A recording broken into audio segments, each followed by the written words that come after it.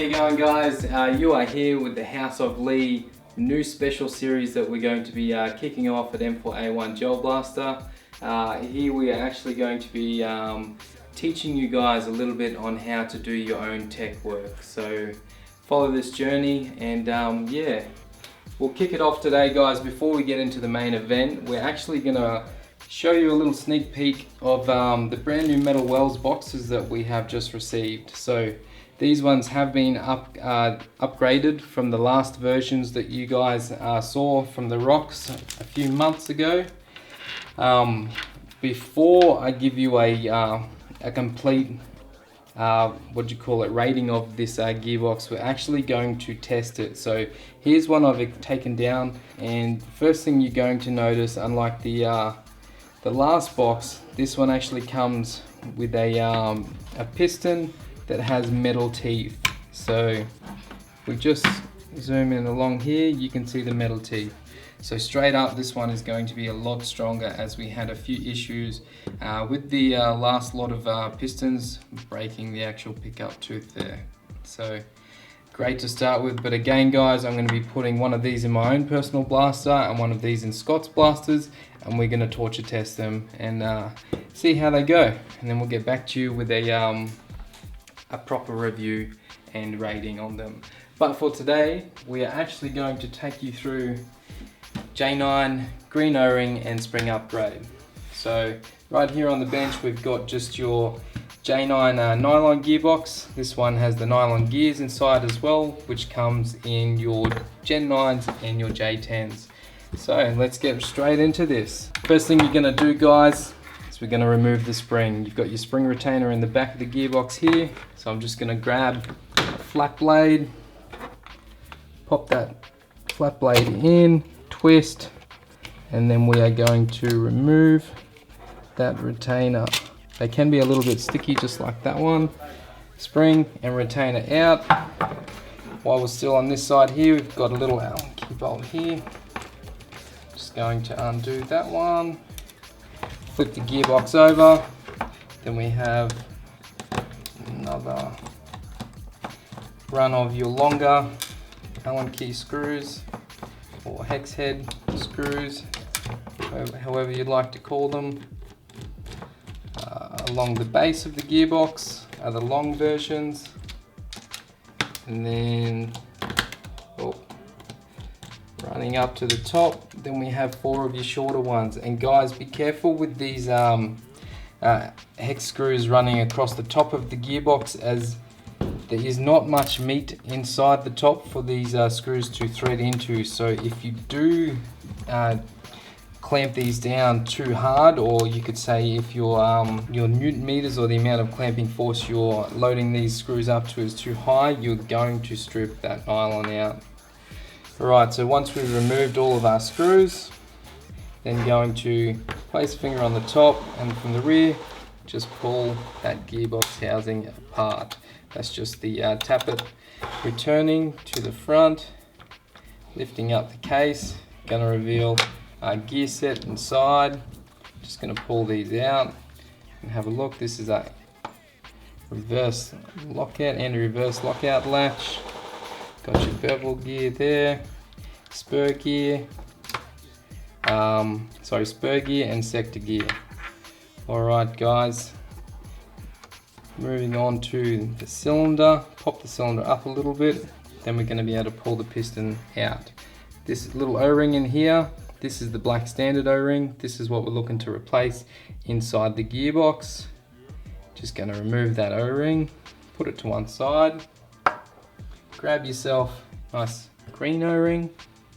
What I like to do with these ones, guys, is actually place my thumb inside with my finger and stretch them out a little bit. Give them a little stretch. This is going to help, guys, create a better seal inside the cylinder. Place it back onto the piston head. Grab yourself some lube. Lube up that O-ring, guys. Place a bit on there. Some guys like to put minimal on there. I don't like the minimal approach. I like to put a bit on there, so work that all around. Then I'm going to pop the cylinder out with your cylinder head. Going to place a little bit of goo in there as well. Awesome. Alright, now what I'm going to do, guys, placing the piston head in with the O-ring, place that in, move it up and down, move your cylinder around, try and spread that goo all over, and then basically you can go and place your thumb over the end of the cylinder head where the nozzle fits on, and just check that seal. Check that out, guys. Beautiful, beautiful seal, nice and strong. Awesome. Alright guys, reassembly time. Place your tappet plate with your nozzle back onto the cylinder head. Set your piston up in the correct position, so you don't want to be trying to place the piston back in to your gearbox case off center. These rails here are going to match up to these rails inside your case. So just twist that piston around the correct way. Push your tappet plate all the way back. Go and place that one inside there. Nicely done. Before we place the spring on there, guys, I'm going to go ahead and put my spur gear back into the box. Then I'm going to place my sector gear just underneath here. Now some of you guys might like to put your gears in before you put the tappet plate in. If you struggle, that's completely fine. That's up to yourself. Do whatever is easiest for yourself, guys. I'm just giving you a quick rundown of how I usually do this. So then, got the spur gear in, sector gear is in. Just going to push down and make sure that that cylinder is seated into the gearbox case correctly. Then I'm going to check to see that my piston is actually located along the locating slides within the gearbox case, and it is perfectly. So I'll place that back in there. Alright, move on to your tappet plate return spring. Place this spring on just like this, guys. So down in here, just take note of the way I've got the coil. You don't want to have that upside down, you want to have it closer to the tappet plate. Then what I like to do, place something inside the loop here, pull it over to your post, pop it down, ready to roll, guys. That's simple. Just give it a quick push back and forwards, make sure it's sliding nicely in that track to make sure it's pushed down all the way. That's nice and home, guys. So I'll move on to the next step. Next step, guys, is going to be this little fella right here, your anti-reversal latch. Make sure you place your spring onto the latch like so. Chuck that bad boy in here. It's a little locating hole down here in the gearbox. So we'll place that inside like so. And then what I like to do, twist it back and hold on to it with the other finger. This can be tricky, guys, because it's going to want to push back on you. So what I will do, twist, hold, place your bevel gear inside and give it a little twist back to the left. Good to go, guys. Awesome. Alright, now before we go ahead and place this case back on, just going to check your wires, make sure everything is exactly where it needs to be, so nothing is going to get pinched and chopped when you're placing the other part of the gearbox or the other side of the gearbox case back on. Alright, here we go. Placing the case back on. This can be a little bit tricky, guys, so what I like to do is try and line up these posts with these holes straight away. Then the next step is going to be pushing your safety lockout lever back inside the case. It's going to want to foul here, and then you're going to push the tappet back to make sure it's sitting in its slide correctly located. Alright, here we go. Let's see how I go with this. First up, got all of our 4 posts lined up nicely. Just going to give this one a little push in here. That's popped out of the way. Now I'm just going to push the tappet plate back, and you can hear that it's just clicked into place nicely. Now just check that trigger. Trigger is popping out just a little bit. I'm just going to wheel that around and he pops straight into place. Guys, that's it. Just going to put our screws back in. What I like to do is get all four again, bottom half of this box, guys, J9, J10, all of the long style hex screws. Place all four of those in. Now torque them up, and remembering, like I said before, don't overdo these, guys. You will strip the gearbox housing, and when you are at that point, it's basically a throwaway item. So, torquing these down. Alright, nipped up nicely. Then we have the four along the top, exactly the same again, guys. Don't go too hard with these bad boys. Crank them down. When you start to feel them tighten up, just a little bit more. That's it. No need to absolutely shred them.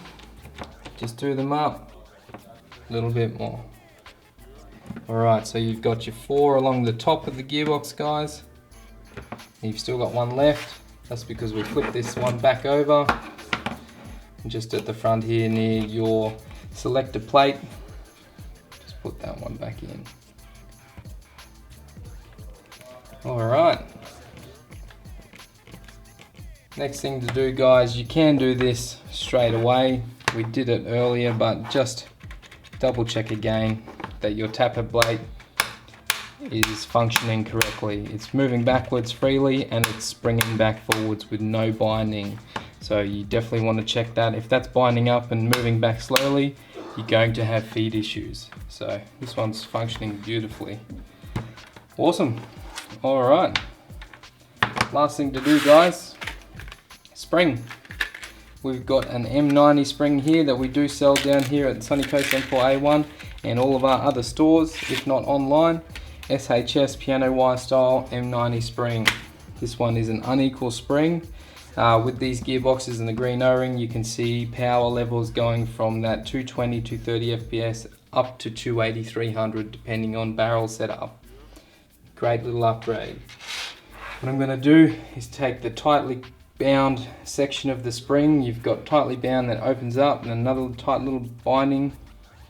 Take this section here, place your spring retainer right there. Straight into the back end of the blaster. Gearbox case, sorry guys. Flat blade in, pushing in with your spring retainer. Then you are going to give it a twist.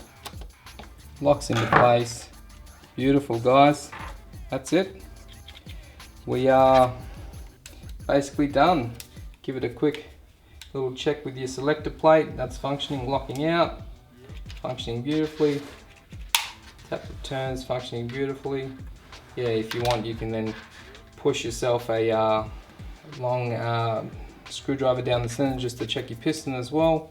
But yeah, everything's good to go, guys. So that's it. That's a quick little green O-ring and spring upgrade on a J9 box. This should see you shooting around, as I stated before, up to around that 280, 300 FPS depending on your supporting mods. Thanks for tuning in to Lee's house, and we'll see you again on the next video. Catch you next time, guys.